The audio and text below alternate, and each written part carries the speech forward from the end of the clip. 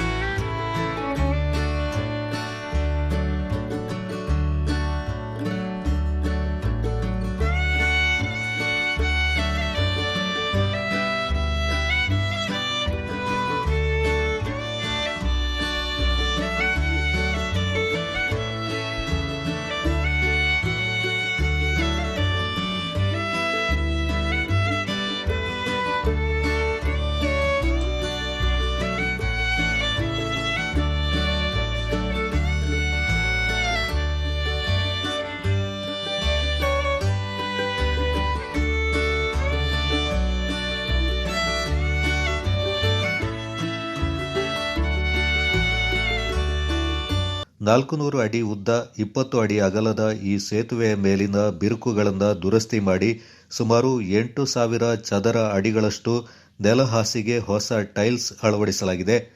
10 ಅಡಿ ಉದ್ದ ಮತ್ತು 2 ಅಡಿ ಅಗಲದ 30ಕ್ಕೂ ಹೆಚ್ಚಿನ ಹೂವಿನ ಕುಂಡಗಳನ್ನು ನಿರ್ಮಿಸಲಾಗಿದೆ. 150ಕ್ಕೂ ಹೆಚ್ಚು ಅಲಂಕಾರಿಕ ಸಸ್ಯಗಳನ್ನು ನೆಡಲಾಗಿದೆ. ಸೇತುವೆ ಎರಡೂ ಬದಿಗಳಲ್ಲಿ ಸುಮಾರು 800 ಅಡಿ ಸುರಕ್ಷತಾ ಗ್ರಿಲ್ ಅನ್ನು ಅಳವಡಿಕೆ ಮಾಡಲಾಗಿದೆ. 8 ಸುಂದರ ಕಮಾನುಗಳನ್ನು ನಿರ್ಮಿಸಿ ಹಸಿರು ಬಳ್ಳಿಗಳಿಂದ ಅಲಂಕಾರ ಮಾಡಲಾಗಿದೆ. ಸೇತುವೆಯ ಎರಡೂ ತುದಿಗಳಲ್ಲಿ ಪ್ರವೇಶ ದ್ವಾರಗಳನ್ನು ನಿರ್ಮಾಣ ಮಾಡಲಾಗಿದೆ. 20ಕ್ಕೂ ಹೆಚ್ಚು ಸೋಲಾರ್ ದೀಪಗಳು ಮತ್ತು ಆರ್ಚ್ ಲೈಟ್ಗಳನ್ನು ಅಳವಡಿಸಿದ್ದು ಪೇಂಟಿಂಗ್ ಮತ್ತು ಬೆಳಕಿನ ವಿನ್ಯಾಸಗಳು ಗಮನ ಸೆಳೀತಾ ಇವೆ. ಮದ್ಯಪಾನ, ಧೂಮಪಾನ ಹಾಗೂ ಅನೈತಿಕ ಚಟುವಟಿಕೆ ತಡೆಯಲು ಸಿಸಿಟಿವಿ ಕ್ಯಾಮೆರಾ ಕಣ್ಗಾವಲು ಇರಿಸಲಾಗಿದೆ. ವಿಶೇಷವಾಗಿ ಕಸದ ತೊಟ್ಟಿ ವ್ಯವಸ್ಥೆ, ನಿರಂತರ ನೀರಾವರಿ ವ್ಯವಸ್ಥೆ, ಆಸನಕ್ಕೆ 30ಕ್ಕೂ ಹೆಚ್ಚು ಬೆಂಚುಗಳ ಅಳವಡಿಕೆ ಮಾಡಲಾಗಿದೆ. ಸರ್, ಈಗ ಗಾರ್ಡನ್ ಆಗಿದೆ, ಎಷ್ಟು ಖುಷಿ ಆಗ್ತದೆ, ಹೇಗೆ ಕಾಣಿಸ್ತಾ ಇದೆ ಇದು? ಸರ್, ಇದು ತುಂಬ ಸುಂದರವಾಗಿ ಕಾಣಿಸ್ತಿದೆ. ಇದು ಮೊದಲು ಬರೀ ಹೊಳೆಯಾಗಿತ್ತು, ಹಾಗೆಯೇ ಒಂದು ಬ್ರಿಡ್ಜ್ ಇತ್ತು, ಮತ್ತು ತುಂಬ ವರ್ಷದಿಂದ ಇದು ಪಾಳು ಬಿದ್ದ ಒಂದು ಬ್ರಿಡ್ಜ್ ಆಗಿತ್ತು. ಇದು ಕಸ ಎಲ್ಲ ಎಸಿಲಿಕ್ಕೆ ಅಂತ ಯೂಸ್ ಮಾಡ್ತಿದ್ರು. ಬಟ್ ಇವಾಗ ಈ ಒಂದು ಜಾಗವನ್ನು ಒಂದು ಸುಂದರ ಉದ್ಯಾನವನವನ್ನಾಗಿ ಮಾಡಿದ್ರಿಂದಾಗಿ ಇದು ಈ ಕಡೆ ನಡೆದಾಡಲಿಕ್ಕೆ ಮತ್ತು ಕೊಡಗಿಗೆ ಬರುವಂಥ ಪ್ರವಾಸಿಗರಿಗೆ ಪ್ರಥಮವಾದ ಒಂದು ಪ್ರವಾಸಿ ತಾಣವಾಗಿ ಇದು ಪರಿವರ್ತನೆ ಆಗ್ತಾ ಇದೆ. ಅಂದರೆ ತುಂಬ ಸುಂದರವಾಗಿ ಕಾಣಿಸುತ್ತೆ. ಇದರ ಮೇಲೆ ನಡೆದಾಡೋದೊಂದು ತುಂಬ ಒಂದು ಅದ್ಭುತ ಅನುಭವವನ್ನು ಅಂದರೆ ವಾಕ್ ಪಾರ್ಕ್ ಇದೆ ಮತ್ತು ಗಿಡಗಳು ಇದರಲ್ಲಿ ತುಂಬ ಸುಂದರವಾದ ಗಿಡಗಳನ್ನ ಮತ್ತು ವಾಕ್ ಪಾತ್ರಗಳನ್ನ ಮಾಡಿದ್ದಾರೆ, ಗಿಡಗಳನ್ನ ನೆಟ್ಟಿದ್ದಾರೆ, ಮತ್ತು ಹಾಗೆಯೇ ಕ್ರೀಪರ್ಸ್ನನ್ನು ಈಗ ಹಾಕಿದ್ದಾರೆ. ಇದು ಎಲ್ಲ ಫುಲ್ ಕಂಪ್ಲೀಟ್ ಕವರ್ ಆಗಿ ಬಂದರೆ ತುಂಬ ಚೆಂದ ಕಾಣಿಸುತ್ತೆ. ಇದೊಂದು ಒಳ್ಳೆಯ ಅದ್ಭುತ ಒಂದು ನಿಸರ್ಗ ರಮಣೀಯ ಸ್ಥಳವಾಗಿ ಇದು ಪರಿವರ್ತನೆಗೊಳ್ತಿದೆ ಸರ್. ತುಂಬ ಖುಷಿ ಆಗ್ತಿದೆ. ತುಂಬ ಖುಷಿ ಆಗ್ತಾ ಇದೆ. ತುಂಬ ಒಳ್ಳೆಯ ಒಂದು ಅದ್ಭುತವಾದ ಒಂದು ಕೆಲಸವನ್ನು ರೋಟಿಯವರು ಮಾಡಿದ್ದಾರೆ. ತಮ್ಮ ಹೆಸರು ಸರ್? ಚಂದ್ರಶೇಖರ್ ಅಂತ. ನೆಲದಲ್ಲಿ ಪಾರ್ಕ್ ಮಾಡೋದು ಸಾಮಾನ್ಯ, ಆದರೆ ಹೀಗೆ ನಿರ್ಲಕ್ಷ್ಯಕ್ಕೆ ಒಳಗಾಗಿದ್ದ ಐತಿಹಾಸಿಕ ಸೇತುವೆ ಮೇಲೆ ಇಂತಹ ಸುಂದರವಾದ ಪಾರ್ಕ್ ನಿರ್ಮಾಣ ಮಾಡಿರೋದು ನಿಜಕ್ಕೂ ವಿಶೇಷವೇ ಸರಿ. ಆದರೆ ಜನ ಇದನ್ನು ಜವಾಬ್ದಾರಿಯುತವಾಗಿ ಬಳಸಿಕೊಂಡ್ರೆ ಮಾತ್ರ ಮಾಡಿದ್ದಕ್ಕೂ ಸಾರ್ಥಕ ಅಲ್ವಾ?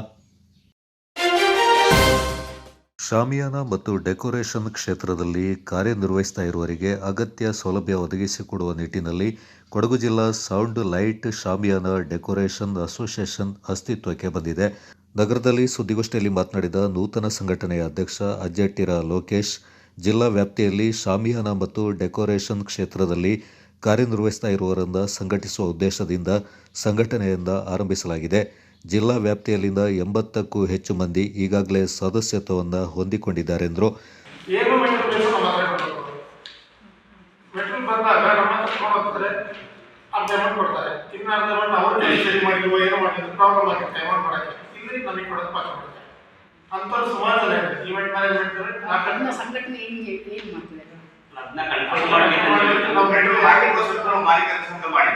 ಕಸ್ಟಮರ್ಸೇ ಸ್ವಲ್ಪ ಎಚ್ಚೆತ್ಕೊಳ್ಬೇಕು. ಕಸ್ಟಮರ್ಸ್ ಕೆಲಸ ಕೊಡುವಾಗ ಅವ್ರು ಯಾರು ಸರಿಯಾಗಿ ಲೋಕಲ್ ಅಲ್ಲಿ ಯಾರು ಶಾಪ್ ಇಟ್ಕೊಂಡು ಲೈಸೆನ್ಸ್ ಹೇಳಿದ್ರೆ ಅವ್ರಿಗೆ ಕೊಟ್ರೆ ಅಲ್ಲಿ ಲೋಕಲ್ ಅಲ್ಲಿ ಇರ್ತದೆ. ಯಾರು ಗೊತ್ತಿರೋದ್ರಲ್ಲಿ ಕೆಲಸ ಕೊಟ್ಟು ಅಡ್ವಾನ್ಸ್ ಕೊಟ್ಟ ಮೇಲೆ ಅವರೇ ಇದಾಗ್ತಾರೆ, ಕಸ್ಟಮರ್ಸ್ ಸಫರ್ ಆಗ್ತಾರೆ. ಯಾರ ಹತ್ರ ಸಾಮಗ್ರಿ ಉಂಟು, ಆ ಕೆಲಸಗಳೇ ಉಂಟು, ಅವ್ರಿಗೆ ಕೊಟ್ಟರೆ ಉತ್ತಮ ಅಂತ ನಮ್ಮ ನಿಮ್ಮಲ್ಲಿ ಫೈಲ್ ಬರುತ್ತೆ. ನಮ್ಮಲ್ಲಿ ಅವರಿಗೆ ಯಾರು ಕೊಡುವುದು, ನಮ್ಮಲ್ಲಿ ಯಾರು ಉಂಟು ಯಾರು ಉಂಟು ಅವ್ರು ತಗೊಂಡ್ತಾರೆ. ಈಗ ಕೆಲವೊಮ್ಮೆ ಸ್ಟೇಟ್ ಲೆವೆಲ್ ಅಲ್ಲಿ ಕಂಪ್ಯೂಟರ್ ಆಲ್ರೆಡಿ ಲೈಸೆನ್ಸ್ ಇರೋರು ಮತ್ತೆ ಈವೆಂಟ್ ಪ್ಲಾನರ್ಸ್ ಲೈಸೆನ್ಸ್ ಇಟ್ಟವರೇ ಇದ್ದಾರೆ. ಅವರು ನಮ್ಮ ಹತ್ರ ಬರ್ತಾರೆ, ಡೈರೆಕ್ಟ್ ಬುಕ್ ಮಾಡ್ತಾರೆ, ಏನ್ ಐಟಮ್ಸ್ ತಗೊಂಡು ಹೋಗ್ತಾರೆ. ಕೊಡಗು ಡಿಸ್ಟ್ರಿಕ್ಟ್ ಅಲ್ಲಿ ಟೂರಿಸಂ ನಮ್ಮಲ್ಲಿ ಯಾರೋ ಕೆಲಸ ಕೊಡ್ತಾರೆ, ಅವರೊಟ್ಟಿಗೆ ಅವ್ರು ಹೇಳ್ಕೊಡಲ್ಲ, ನೀವು ಲೈಕ್ ಮಾಡಿ ಕೊಡಂತ. ಅವನ ಹತ್ರ ಮೆಟೀರಿಯಲ್ಸ್ ಎಲ್ಲ ಏನೂ ಇರೋದಿಲ್ಲ. ಅವನ ಅಡ್ರೆಸ್ ಅವ್ರ ಬಳಿ ಹಾಕಿ ಹೋಗಿರ್ತಾರೆ. ಫೋನ್ ಮಾಡ್ತಾ ಆಮೇಲೆ ಇಲ್ಲಿ ಯಾರು ಇರ್ತಾರೆ ಅವ್ರಿಗೆ ಫೋನ್ ಮಾಡ್ತಾರೆ. ನಮಗೆ ಗೊತ್ತಿಲ್ಲ ಕೆಲಸ ಬಗ್ಗೆ. ಹಾಗೆ ಎಲ್ಲರೂ ಕಂಪ್ಲೇಂಟ್ ಬಂದಿದೆ ನಮಗೆ. ಸಂಘಟನೆಯ ಪ್ರಧಾನ ಕಾರ್ಯದರ್ಶಿ ಅವಿನ್ ಕುಮಾರ್ ಮಾತನಾಡಿ, ಶಾಮಿಯಾನ ಮತ್ತು ಡೆಕೋರೇಷನ್ಗೆ ಸಂಬಂಧಪಟ್ಟಂತೆ ಕೊಡಗು ಜಿಲ್ಲೆಯಲ್ಲಿ ಸುಮಾರು 150 ಸಂಸ್ಥೆಗಳು ಕಾರ್ಯನಿರ್ವಹಿಸ್ತಾ ಇವೆ. ಈ ಸಂಸ್ಥೆಗಳಲ್ಲಿ ಕಾರ್ಯನಿರ್ವಹಿಸ್ತಾ ಇರುವವರಿಗೆ ಅಗತ್ಯ ಮೂಲಭೂತ ಸೌಲಭ್ಯ ಒದಗಿಸುವುದು ಮತ್ತು ಆರೋಗ್ಯ ರಕ್ಷಣೆಯ ಕಾರ್ಯಕ್ರಮ ಹಮ್ಮಿಕೊಳ್ಳುವುದು ಸಂಘಟನೆಯ ಉದ್ದೇಶವಾಗಿದೆ ಎಂದರು. ಈಗಿನ ಸೋಷಿಯಲ್ ಮೀಡಿಯಾದಲ್ಲಿ ಮತ್ತು ಕೆಲವು ಮೊಬೈಲ್ ಆಗಲಿ ಫೇಸ್ಬುಕ್ ಆಗಲಿ ಅಲ್ಲಿಗೆ ಅವರು ಕಾಂಟ್ಯಾಕ್ಟ್ ಮಾಡ್ಕೊಳ್ಳೋದು, ಅಲ್ಲಿಂದ ನಮ್ಮ ಕಾರ್ಯಕ್ರಮ ನಾವು ಮಾಡಿಕೊಡ್ತೇವೆ ಒಪ್ಕೊಳ್ಳೋದು, ಒಪ್ಕೊಂಡಾಗಿದ್ಮೇಲೆ ಕಾರ್ಯಕ್ರಮ ಸರಿಯಾದ ಸಮಯಕ್ಕೆ ಹೋಗೋದೆ, ಮತ್ತು ಅವ್ರಿಗೆ ಆ ಕಾರ್ಯಕ್ರಮವನ್ನು ಸರಿ ಮಾಡಿಕೊಡದೆ ಪ್ರಾಬ್ಲಮ್ ಆಗೋಂಥದ್ದು ನಡೀತಾ ಉಂಟು. ಅದೆಲ್ಲ ಜನಗಳು ಮತ್ತು ಗ್ರಾಹಕರು ಲೈಸೆನ್ಸ್ ಹೋಲ್ಡರ್ ಯಾರಿದ್ದಾರೆ ಅವರಿಗೇ ಕಡ್ಡಾಯವಾಗಿ ಕೊಡಬೇಕಂತ ಹೇಳ್ಬಿಟ್ಟು ನಮ್ಮ ಒಂದು ಅನಿಸಿಕೆ. ಈ ಸಂಘದ ನಿರ್ದೇಶಕರಾಗಿರ್ತೇನೆ. ಸೊ ಶೀಘ್ರದಲ್ಲೇ ನಮ್ಮ ಕೊಡಗು ಜಿಲ್ಲಾ ಸೌಂಡ್ಸ್ ಲೈಟ್ಸ್ ಮತ್ತು ಶಾಮಿಯಾನ ಡೆಕೋರೇಷನ್ ಸಂಘದ ಉದ್ಘಾಟನಾ ಸಮಾರಂಭ ಮತ್ತು ಸದಸ್ಯರ ಕುಟುಂಬದ ಸಮ್ಮೇಳನ ಕಾರ್ಯಕ್ರಮವನ್ನು ಆಯೋಜಿಸಲು ತೀರ್ಮಾನಿಸಿದ್ದೇವೆ. ಖಜಾಂಚಿ ಲೋಕೇಶ್ HP ಮಾತನಾಡಿ, ಜಿಲ್ಲಾ ವ್ಯಾಪ್ತಿಯಲ್ಲಿ ಪರವಾನಗಿ ಪಡೆದು ಕಾರ್ಯನಿರ್ವಹಿಸ್ತಾ ಇರುವ ಸೌಂಡ್ ಲೈಟ್ ಶಾಮಿಯಾನ ಸಂಸ್ಥೆಗಳಿಗಷ್ಟೇ ಕೆಲಸ ನೀಡುವಂತೆ ಸಾರ್ವಜನಿಕರಲ್ಲಿ ಮನವಿ ಮಾಡಿಕೊಂಡರು. ಸುಮಾರು ಅಧಿಕೃತವಾಗಿ 150ಕ್ಕೂ ಅಧಿಕ ಸಂಸ್ಥೆಗಳಿವೆ. ಈಗಾಗಲೇ 80 ಸಂಸ್ಥೆಗಳು ನಮ್ಮ ಜಿಲ್ಲಾ ಕಮಿಟಿಯಲ್ಲಿ ನೋಂದಾಯಿಸಿಕೊಂಡಿದ್ದಾರೆ. ಇನ್ನು ಮುಂದಿನ ದಿನಗಳಲ್ಲಿ ಬಾಕಿ ಉಳಿದಂಥ ಸದಸ್ಯರುಗಳನ್ನ ಸೇರಿಸುವಂಥ ಕೆಲಸ ಕಾರ್ಯಗಳಾಗ್ತಿವೆ. ಎಲ್ಲ ಸದಸ್ಯರುಗಳನ್ನು ಜಿಲ್ಲಾ ಕಮಿಟಿಯಲ್ಲಿ ಒಂದುಗೂಡಿಸಿ ಅವರಿಗೆ ಮುಂದಿನ ದಿನಗಳಲ್ಲಿ ಏನಾದರೂ ಆರೋಗ್ಯ ಸಮಸ್ಯೆ ಮುಂತಾದ ಸಮಸ್ಯೆಗಳಾದಾಗ ನಮ್ಮ ಸಂಘದ ವತಿಯಿಂದ ಅವರಿಗೆ ಸಹಾಯ ನೀಡುವುದು ನಮ್ಮ ಉದ್ದೇಶವಾಗಿರುತ್ತದೆ. ಹಾಗೂ ಈ ಸಂಘದ ಸದಸ್ಯರಾಗಿರುವವರಿಗೆ ನಡೆಯುವ ಯಾವುದೇ ಕಾರ್ಯಕ್ರಮಗಳನ್ನು ಆಯೋಜಿಸುವ ಸಂದರ್ಭ ಹೊರ ಜಿಲ್ಲೆಗಳಿಗೆ ಪ್ರಾಮುಖ್ಯತೆಯನ್ನು ಕೊಡ್ತಿದ್ದಾರೆ.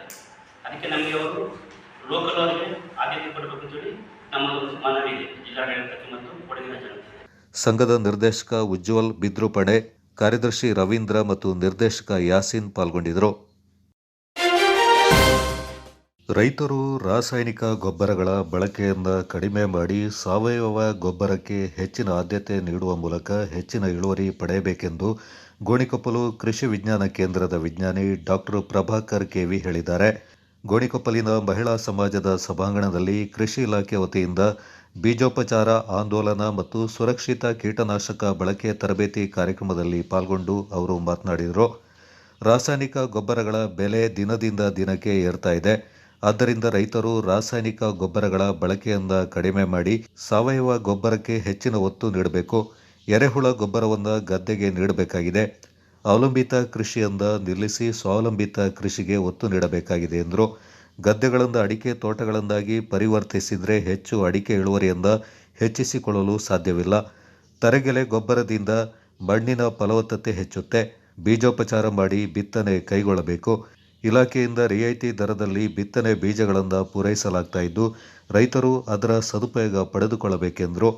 ಅಡಿಕೆ ತೋಟ ನಾವು ಮಾಡಿರೋದೆಲ್ಲ ಒಂದು ಸ್ವಲ್ಪ ಗದ್ದೆ ಇರ್ತಕ್ಕಂಥ ಜಾಗದಲ್ಲಿ ಆ ಮಣ್ಣಿನ ಫಲವತ್ತತೆ ಈ ಅಡಿಕೆಯ ಫಸಲನ್ನು ಕಾಪಾಡ್ಕೊಳ್ಳೋಕ್ಕೆ ಆಗೋದಿಲ್ಲ.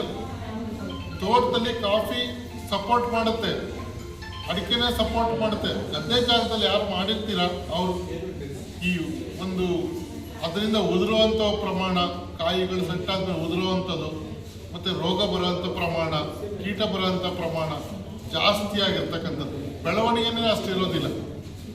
ಸೊ ಅಂಥ ಸಮಯದಲ್ಲಿ ನಿಮಗೆ ನಾನು ಅಲ್ಲೊಂದು ಮೊದಲನೇ ಒಂದು ಬೀಜ ಇಟ್ಟಿದ್ದೀನಿ, ವೆಲ್ವೆಟ್ ಬೀನ್ ಅಂತಾರೆ, ಕೇಳಿದ್ದೀರಾ?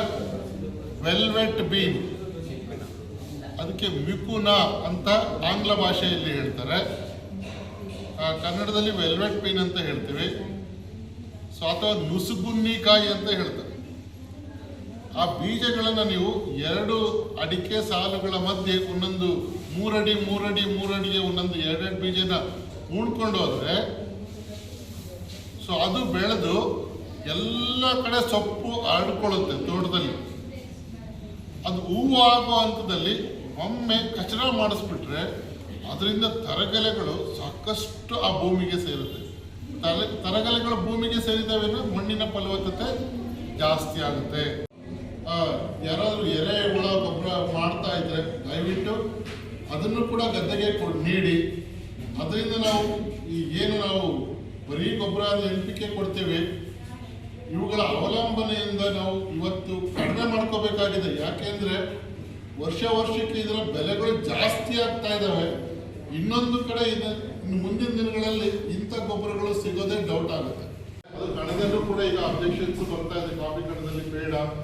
ಸೊ ಎಲ್ಲಿ ರೋಡ್ ಸೈಡ್ ಅಂಥ ಕಡೆ ಮಾತ್ರ ಬಳಕೆ ಮಾಡಿ, ತೋಟದ ಒಳಗಡೆ ಮತ್ತು ಗದ್ದೆಗೆ ಆದಷ್ಟು ಅವಾಯ್ಡ್ ಮಾಡಿ. ಸೊ ಮತ್ತೆ ಇನ್ನು ಬಿತ್ತನೆ ಬೀಜಗಳು ಈಗಾಗಲೇ ಇಲಾಖೆಯಿಂದ ಕೊಡಲಿಕ್ಕೆ ವ್ಯವಸ್ಥೆಯನ್ನು ಮಾಡ್ಕೊಂಡಿದ್ದಾರೆ. ಸಬ್ಸಿಡಿ ದರದಲ್ಲೂ ಕೂಡ ವ್ಯವಸ್ಥೆ ಮಾಡ್ಕೊಂಡಿದ್ದಾರೆ ಬಿತ್ತನೆಯನ್ನು. ಸೊ ಮಳೆ ಸ್ವಲ್ಪ ತಡವಾಗಿದೆ, ಇನ್ನೂ ಟೈಮ್ ಇದೆ, ತೊಂದರೆ ಇಲ್ಲ. ಬಿತ್ತನೆ ಮಾಡಿಕೊಂಡು ಕೈ ನಾಟಿನೇ ಮಾಡಿ ಬೇರೆ ಬೇರೆ ವಿಧಾನಗಳಿದ್ದಾವೆ. ತನ್ನದೇ ಆದಂತಹ ನ್ಯೂನತೆಗಳನ್ನು ಹೊಂದಿದೆ ಕೊಡಗಿನಲ್ಲಿ. ಆ ನ್ಯೂನತೆಗಳು ಎದ್ದು ಕಾಣ್ತಾ ಇರೋದನ್ನು ನಾವು ನೋಡ್ತಾ ಇದ್ದೇವೆ. ಸೊ ಅದನ್ನು ನಮ್ಮ ಕೈ ನಾಟಿ ಬೆಸ್ಟ್ ನಾಟಿ ಅಂತ ನಾನು ಹೇಳ್ತೀನಿ.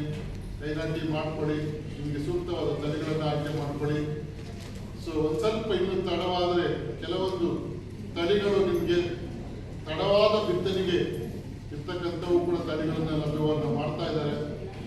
ಸೊ ಅವುಗಳನ್ನು ಬಳಸ್ಕೊಂಡು ಮಾಡಿ, ದೀರ್ಘಾವಧಿ ಬೇಡ.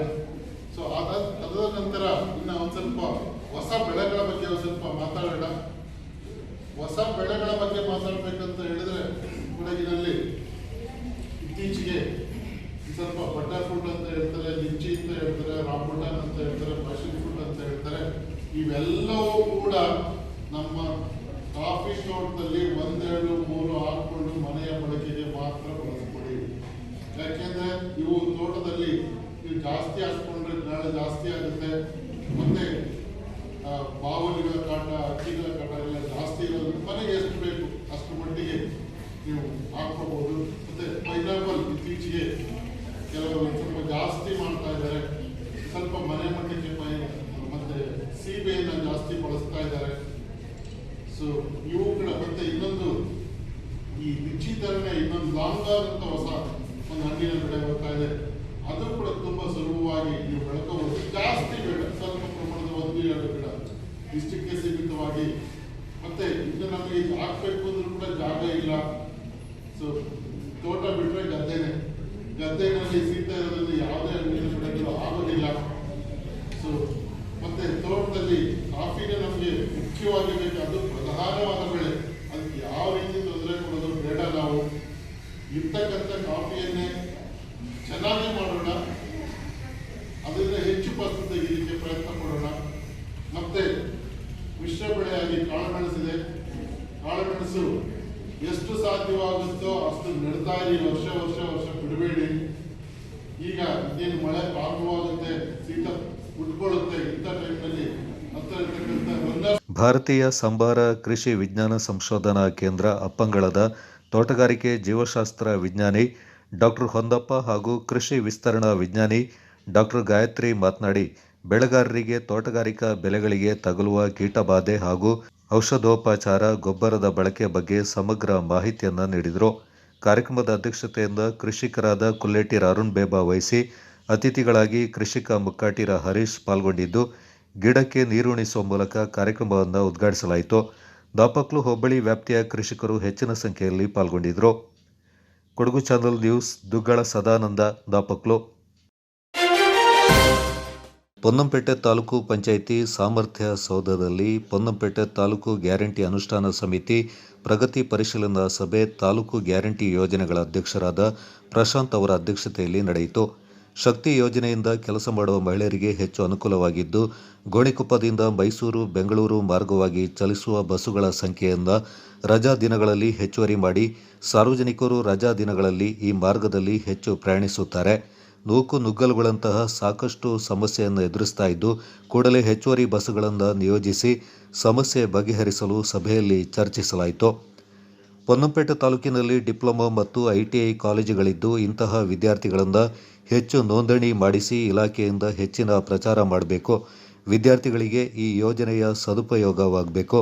ಆದ್ದರಿಂದ ತಾಲೂಕಿನ ವ್ಯಾಪ್ತಿಯಲ್ಲಿ ಉದ್ಯೋಗ ಮೇಳ ಕೈಗೊಂಡು ವಿದ್ಯಾರ್ಥಿಗಳಿಗೆ ಉದ್ಯೋಗ ದೊರಕಿಸಿಕೊಡುವಲ್ಲಿ ಸಹಕರಿಸಿ ಅಂತ ತಾಲೂಕು ಗ್ಯಾರಂಟಿ ಯೋಜನೆಗಳ ಅಧ್ಯಕ್ಷರಾದ ಪ್ರಶಾಂತ್ ಅವರು ತಿಳಿಸಿದರು. ನ್ಯಾಯಬೆಲೆ ಅಂಗಡಿಗಳಿಗೆ ಅಕ್ಕಿಯನ್ನು ತಿಂಗಳಲ್ಲಿ ಬೇಗ ಕಳುಹಿಸಿ 15ರಿಂದ 20 ದಿನಗಳ ಒಳಗಾಗಿ ಅಕ್ಕಿ ಬರುವ ರೀತಿಯಲ್ಲಿ ನೋಡಿಕೊಳ್ಳಬೇಕು.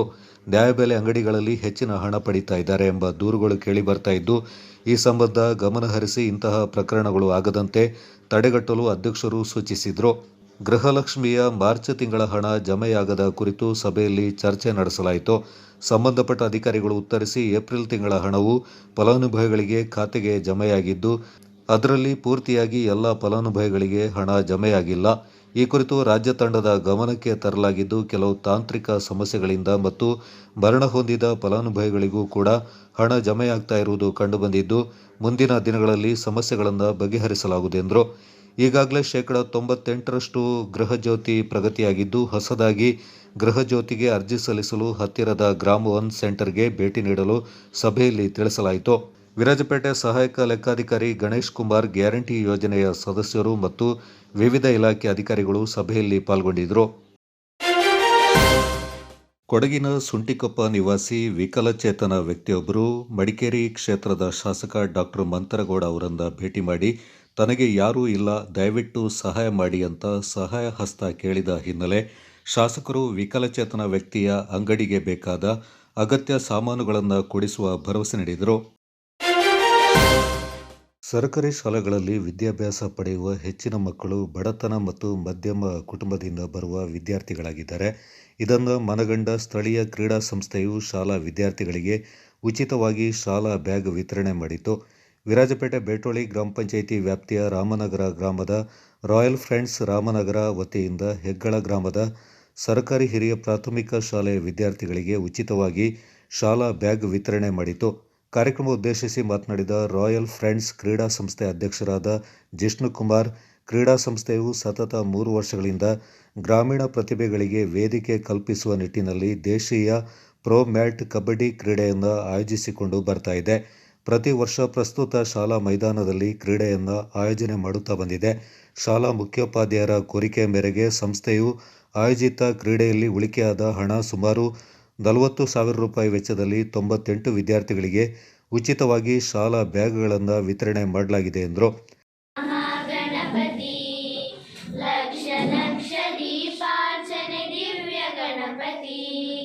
ಕೋಟಿ ಕೋಟಿ ನಮನ ನಿನಗೆ ಮಹಾಗಣಪತಿ, ಲಕ್ಷ ಲಕ್ಷ ದೀಪಾರ್ಚನೆ ದಿವ್ಯ ಗಣಪತಿ, ಮಹಾಗಣಪತಿ ದಿವ್ಯ ಗಣಪತಿ.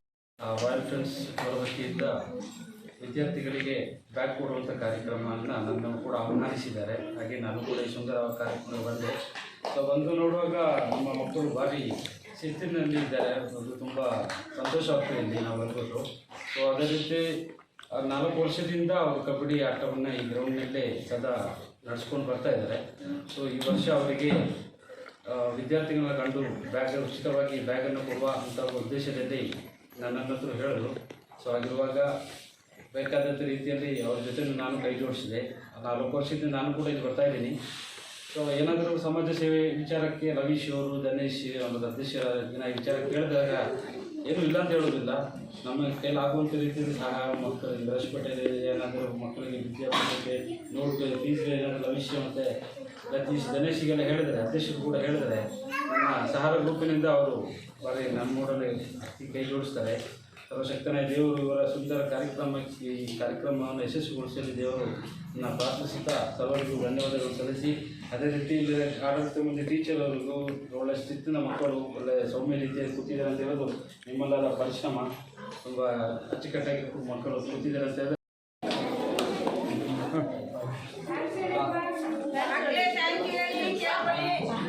ಹೇಳಿದ್ರೆ ಅವರನ್ನು ಕೂಡ ನಾವು ತಮ್ಮೆಲ್ಲರ ಪರವಾಗಿ ಅವರನ್ನು ಕೂಡ ತುಂಬ ಹೃದಯದಿಂದ ಸ್ವಾಗತವನ್ನು ಬಯಸ್ತೇವೆ. ಹಾಗೆ ಇಂದಿನ ಈ ಸಭೆಯಲ್ಲಿ ನಮ್ಮ STMCಯ ಅಧ್ಯಕ್ಷರಾದ ಶ್ರೀಮತಿ ರೋಹಿಣಿ ಅವರು ಕೂಡ ಉಪಸ್ಥಿತರಿದ್ದಾರೆ. ಬ್ಯಾಗನ್ನು ವಿತರಿಸಲು ನಮ್ಮ RKPLನ ಎಲ್ಲ ಸದಸ್ಯರುಗಳು ತೀರ್ಮಾನಿಸಿ ಇವತ್ತು ವಿತರಿಸಿದ್ದೇವೆ. ಹಾಗೆ ಮುಂಬರುವ ದಿನಗಳಲ್ಲೂ ಸಹ ನಾವು ಇದೇ ತರಹದ ಸಹಾಯಾರ್ಥವಾಗಿ ಇದೇ ಶಾಲೆಗೆ ಬರ್ತೇವೆ ಅಂತ ಹೇಳಲಿಕ್ಕಾಗಿದೆ. ಮತ್ತು ತುಂಬ ಸ್ಥಿತಿಲಾವಸ್ಥೆಯಲ್ಲಿದೆ, ಅದನ್ನು ದುರಸ್ತಿಪಡಿಸುವುದಾಗಿ ಹೇಳಿದ್ದಾರೆ. ಹಾಗೆಯೇ ಆಮೇಲೆ ನಾನು ಹೇಳಿದೆ, ನಿಮಗೆ ಏನಾದರೂ ನಮ್ಮ ಶಾಲೆಗೆ ಈಗಾಗಲೇ ಡೋನರ್ಸ್ ಕ್ಲಬ್ ವತಿಯಿಂದ, ಡೋನರ್ಸ್ ಚಾರಿಟರಿ ಟ್ರಸ್ಟ್ ವತಿಯಿಂದ ನಮಗೆ 1ರಿಂದ 7ನೇ ತರಗತಿವರೆಗೆ ಇಡೀ ವರ್ಷಕ್ಕಾಗುವಷ್ಟು ಪುಸ್ತಕ, ಆಮೇಲೆ ಪೆನ್ನು, ಪೆನ್ಸಿಲು, ರಟ್ಟು ಏನೆಲ್ಲ ಬೇಕು ಎಲ್ಲವನ್ನೂ ಉಚಿತವಾಗಿ ನೀಡಿದ್ದಾರೆ. ಹಾಗೆ ನಿಮಗೆ ಏನಾದರೂ ಕೊಡಲಿಕ್ಕಾಗುತ್ತಾ ಅಂತ ಕೇಳುವಾಗ ಅವರು ಹೇಳಿದರು, ಆಯಿತು ಮೇಡಮ್, ನಾವು ಏನಾದರೂ ಟ್ರೈ ಮಾಡ್ತೀವಿ, ನಿಮಗೆ ಏನು ಬೇಕಾಗಿದ್ದು ಅಂತ. ಹಾಗೆ ನಾವು ಬ್ಯಾಗನ್ನು ಹೇಳಿದ್ವಿ. ಹಾಗೆ ಅವರು ಸಂತೋಷದಿಂದ ಒಪ್ಪಿ ಇವತ್ತು ನಮಗೆ ಬ್ಯಾಗನ್ನು ತಂದು ಕೊಟ್ಟಿದ್ದಾರೆ. ಅವರಿಗೆ ದೇವರು ಎಲ್ಲ ರೀತಿಯಲ್ಲಿ ಆರೋಗ್ಯ, ಭಾಗ್ಯ, ಐಶ್ವರ್ಯ ಎಲ್ಲವನ್ನೂ ಕೊಟ್ಟು ಈ ಸಮಿತಿಯನ್ನು ಇನ್ನು ಮುಂದಕ್ಕೂ ಕೂಡ ನಿರಂತರವಾಗಿ ಮುಂದುವರಿಸಲಿ. ಹಾಗೆಯೇ ಈ ಆಟೋಟಗಳ ಸ್ಪರ್ಧೆ ಕೂಡ ಈ ನಮ್ಮ ಶಾಲೆಯಲ್ಲಿ ನಡೆಯಲಿ. ನಮ್ಮ ಈ ಸ್ಥಳೀಯ ರಾಮನಗರ ಗ್ರಾಮ ಏನಿದೆ ಅದು ನಮ್ಮ ಇದರ ಹೆಸರನ್ನು ಉತ್ತುಂಗಕ್ಕೆ ಏರಿಸುವಂಥ ಒಂದು ಪ್ರಯತ್ನ ಇವರಲ್ಲಿ ಆಗಲಿ ಅಂತೇಳಿ ಸಂಘದಲ್ಲಿ ಆಗಲೇ ಅವರಿಗೆ ಒಂದು ಒಳ್ಳೆ ಕೆಲಸ ಮಾಡುವಂಥ ಮನಸ್ಸನ್ನು ದೇವರು ಕೊಟ್ಟಿದ್ದಾರೆ. ಹಾಗೆ ಮುಂದಕ್ಕೂ ಇದೇ ರೀತಿ ಮಾಡಲಿ ಅಂತೇಳಿ ಕೇಳ್ಕೊಳ್ತಾ ನನ್ನ ಸರ್ಕಾರಿ ಹಿರಿಯ ಪ್ರಾಥಮಿಕ ಶಾಲೆಯ ಮುಖ್ಯೋಪಾಧ್ಯಾಯರಾದ ಸುಜಾತ ಮತ್ತಿತರ ಪ್ರಮುಖರು ಈ ಸಂದರ್ಭ ಪಾಲ್ಗೊಂಡಿದ್ದರು. Kodagu channel news, Kishore Kumar Shetty.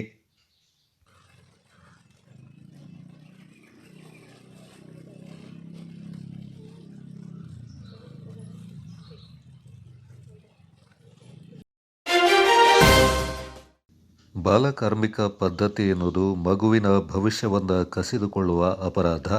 ಸಂವಿಧಾನದ ವಿಧಿ 24ರ ಪ್ರಕಾರ 14 ವರ್ಷದೊಳಗಿನ ಮಕ್ಕಳನ್ನು ಕಾರ್ಖಾನೆ, ಗಣಿ ಅಥವಾ ಅಪಾಯಕಾರಿ ಉದ್ಯೋಗದಲ್ಲಿ ತೊಡಗಿಸುವುದು ಸಂಪೂರ್ಣ ನಿಷೇಧ ಆಗಬೇಕು ಅಂತ ಕೊಡಗು ಜಿಲ್ಲೆಯ 2ನೇ ಅಪರ ಜಿಲ್ಲಾ ಮತ್ತು ಸತ್ರ ನ್ಯಾಯಾಧೀಶರಾದ ಹಾಗೂ ತಾಲೂಕು ಕಾನೂನು ಸೇವಾ ಸಮಿತಿ ಅಧ್ಯಕ್ಷರಾದ ನ್ಯಾಯಾಧೀಶರಾದ ಎಸ್ ನಟರಾಜ್ ಹೇಳಿದ್ದಾರೆ. ತಾಲೂಕು ಕಾನೂನು ಸೇವೆಗಳ ಪ್ರಾಧಿಕಾರ, ಕಾರ್ಮಿಕ ಇಲಾಖೆ, ಜಿಲ್ಲಾ ಬಾಲಕಾರ್ಮಿಕ ಯೋಜನಾ ಸೊಸೈಟಿ ಮತ್ತಿತರ ಸಂಘ ಸಂಸ್ಥೆಗಳ ಆಶ್ರಯದಲ್ಲಿ ಗುರುವಾರ ವಿರಾಜಪೇಟೆಯ ಸರಕಾರಿ ಮಾದರಿ ಪ್ರಾಥಮಿಕ ಶಾಲೆಯಲ್ಲಿ ವಿಶ್ವ ಬಾಲಕಾರ್ಮಿಕ ಪದ್ಧತಿ ವಿರೋಧಿ ದಿನದ ಅಂಗವಾಗಿ ಹಮ್ಮಿಕೊಳ್ಳಲಾಗಿದ್ದ ಕಾನೂನು ಅರಿವು ಕಾರ್ಯಕ್ರಮವನ್ನು ಉದ್ಘಾಟಿಸಿ ಮಾತನಾಡಿದ ಅವರು, ಬಾಲ್ಯಾವಸ್ಥೆಯ ಹಾಗೂ ಕಿಶೋರಾವಸ್ಥೆಯ ಕಾರ್ಮಿಕ ಕಾಯ್ದೆಗಳ ಕುರಿತು ಸಾರ್ವಜನಿಕರಲ್ಲಿ ಮತ್ತು ಮಕ್ಕಳಲ್ಲಿ ಜಾಗೃತಿ ಮೂಡಿಸುವುದು ಅತ್ಯಂತ ಅಗತ್ಯವಾಗಿದೆ ಎಂದರು. ಮಕ್ಕಳಿಗೆ ನ್ಯಾಯಯುತ ಆಟ, ವಯಸ್ಕರಿಗೆ ಯೋಗ್ಯ ಕೆಲಸ ಎಂಬ ಧ್ಯೇಯದೊಂದಿಗೆ ಬಾಲಕಾರ್ಮಿಕ ಪದ್ಧತಿಯನ್ನು ಸಂಪೂರ್ಣವಾಗಿ ತಡೆಗಟ್ಟಲು ಎಲ್ಲರೂ ಕೈಜೋಡಿಸಬೇಕೆಂದು ಕರೆ ನೀಡಿದರು. ನಾವೆಲ್ಲ ಶಾಲೆಗೆ ಬರ್ತಾ ಇದ್ದೀರಲ್ಲ, ನಮ್ಗೆ ಯಾಕೆ ನಾವು ಬಾಲಕಾರ್ಮಿಕರ ಕೆಲಸ ಮಾಡ್ತಾ ಇಲ್ಲಲ್ಲ, ನಮ್ಗೆ ಯಾಕೆ ಈ ಒಂದು ಕಾರ್ಯಕ್ರಮ ಅಂತ ನಿಮ್ಮಲ್ಲಿ ಭಾವನೆ ಬಂದಿರ್ಬೋದು. ನಿಜ, ನೀವೆಲ್ಲ ಶಾಲೆಗೆ ಬರ್ತಾ ಇದ್ರಿ. ಆದರೆ ಇದರ ಮುಖ್ಯ ಉದ್ದೇಶ ಅಂತ ಹೇಳಿದ್ರೆ, ಈ ಬಾಲ್ಯಾವಸ್ಥೆಯಲ್ಲಿ ಮಕ್ಕಳು ವಿದ್ಯಾಭ್ಯಾಸ ಮಾಡಬೇಕು, ಆರೋಗ್ಯವಾಗಿರಬೇಕು, ಏನು ಆಟವನ್ನು ಆಡುವಂಥ ಬಾಲ್ಯಾವಸ್ಥೆಯನ್ನು ನಾವು ರೂಪಣೆ ಮಾಡಬೇಕು. ಈ ಬಾಲಕಾರ್ಮಿಕ ಏನು ಮಕ್ಕಳನ್ನು ನೇಮಕ ಮಾಡೋದನ್ನು ತಡೆಗಟ್ಟಬೇಕು. ಈ ವಿಚಾರದಲ್ಲಿ ತಮಗೆ ಬೆಳಕನ್ನು ಚೆಲ್ಲಿದರೆ ಬಹುಶಃ ನೀವು ಇನ್ನೊಬ್ಬರಿಗೆ ಏನು ಶಾಲೆ ಬಿಟ್ಟಂಥ ಮಕ್ಕಳು ಬಾಲಕಾರ್ಮಿಕರಾಗಿ ದುಡಿತಾ ಇದ್ದಂಥ ಮಕ್ಕಳಿಗೆ ಅಂದರೆ ನೀವು ಅಂಥವರನ್ನು ಗುರುತಿಸಿ ಸಂಬಂಧಪಟ್ಟ ಇಲಾಖೆ ಇರ್ಬೋದು, ನಿಮ್ಮ ಶಿಕ್ಷಕರಿಗಿರ್ಬೋದು, ಆ ವಿಚಾರವನ್ನು ಇಲ್ಲ ಒಂದು ಮಕ್ಕಳ ಸಹಾಯ ಮಾಡಿದೆ 109 ಅಲ್ಲಿಗೆ ನೀವು ತಾವು ತಿಳಿಸಿದರೆ ಮೋಸ್ಟ್ಲಿ ಏನು ಎಲ್ಲ ಹೇಳಿದ್ರು. ಅಂದರೆ ಈ ಭಾಗದಲ್ಲಿ ಇನ್ನೂ ಸಹ ಬಾಲಕಾರ್ಮಿಕ ಪದ್ಧತಿ ಇದೆ ಅನ್ನೋದು ಒಂದು ದುರ್ದೈವ. ನನ್ನ ಪ್ರಕಾರ ಇನ್ನೂ ಹೆಚ್ಚಿನ ರೀತಿಯಲ್ಲಿ ತಪಾಸಣೆ ಮಾಡಿದರೆ ಖಂಡಿತ ವಿಶೇಷವಾಗಿ ಈ ಕಾಫಿ ಎಸ್ಟೇಟ್ಗಳಲ್ಲಿ ಈ ಹೊರಗಡೆಯಿಂದ ಬಂದಂಥ ವಲಸೆ ಕಾರ್ಮಿಕರಿರ್ಬೋದು, ಅವರ ಮಕ್ಕಳು ಖಂಡಿತವಾಗಿ ಸಿಗ್ತಾರೆ ಅಂತ ನನ್ನ ಭಾವನೆ. ಯಾಕೆಂದ್ರೆ ನಮ್ಮ ನ್ಯಾಯಾಲಯದಲ್ಲಿ ನಾವು ಕೆಲವೊಂದು ಪ್ರಕರಣಗಳನ್ನು ನೋಡುವಾಗ ವಿರಾಜಪೇಟೆಯ ಹಿರಿಯ ಸಿವಿಲ್ ನ್ಯಾಯಾಧೀಶರಾದ ಮಂಜುನಾಥ್ ಅವರು ವಿದ್ಯಾರ್ಥಿಗಳಿಗೆ ಬಾಲಕಾರ್ಮಿಕ ಪದ್ಧತಿಯ ವಿರುದ್ಧ ಪ್ರತಿಜ್ಞಾ ವಿಧಿಯನ್ನು ಬೋಧಿಸಿದರು. ಪ್ರಾಮಾಣಿಕವಾಗಿ ಹಾಗೂ ಪ್ರಮಾಣ ಮಾಡುವುದು ವಾಸಿಸುವ ಸುತ್ತಮುತ್ತಲಿನ ಪ್ರದೇಶ ಹಾಗೂ ನಾನು ಕೆಲಸ ಮಾಡುವ ಸ್ಥಳದಲ್ಲಿ ಕಾರ್ಮಿಕರು ಕಂಡುಬಂದಲ್ಲಿ ನೇಮಿಸಿಕೊಂಡ ಮಾಲೀಕರು ಹಾಗೂ ಪೋಷಕರಿಗೆ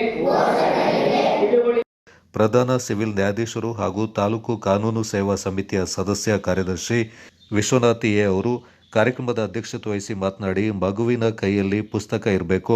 ಮಕ್ಕಳನ್ನ ಕೆಲಸಕ್ಕೆ ಕಳುಹಿಸುವ ಪೋಷಕರು ಕೂಡ ಕಾನೂನು ಪ್ರಕಾರ ಶಿಕ್ಷಾರ್ಹರು ಎಂದರು. ಬೋಧನೆಯನ್ನು ಮಾಡಿ ಉತ್ತಮ ಶಾಲೆಗೆ ಸೇರಿಸಿದರೆ ಅವರ ಬೆಳವಣಿಗೆ ಬೆಳೆಯುತ್ತಾ ಹೋಗುತ್ತೆ.